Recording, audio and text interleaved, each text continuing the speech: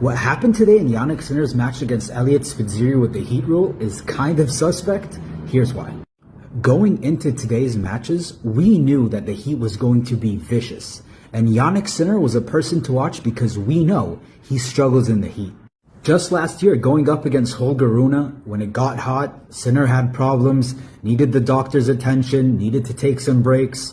So everyone was waiting to see, is there anything that's going to happen with Yannick Sinner in the heat?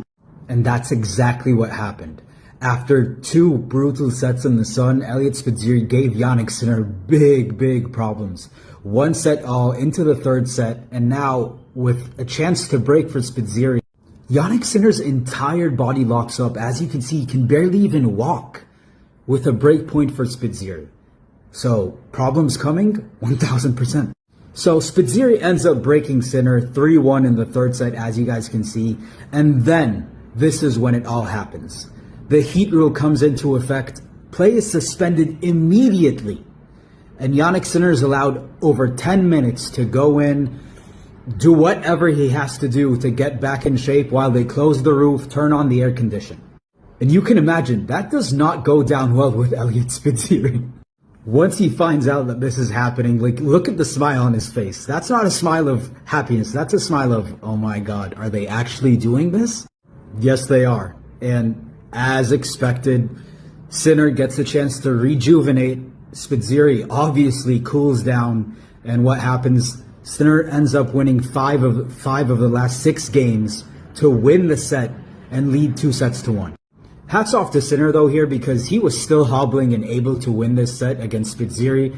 But there is no doubt that the break did affect Spitzeri. And by the way, after this set, there was another 10-minute break because the heat rule allows for another big break.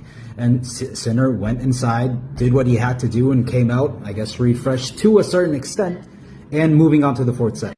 Fast forward to the end of that, Sinner wins the match in 4 sets. It's all over. Crisis handled with. Yannick Sinner into the 4th round of the Aussie Open. Elliot Spitzeri going home with absolutely nothing but claps and cheers.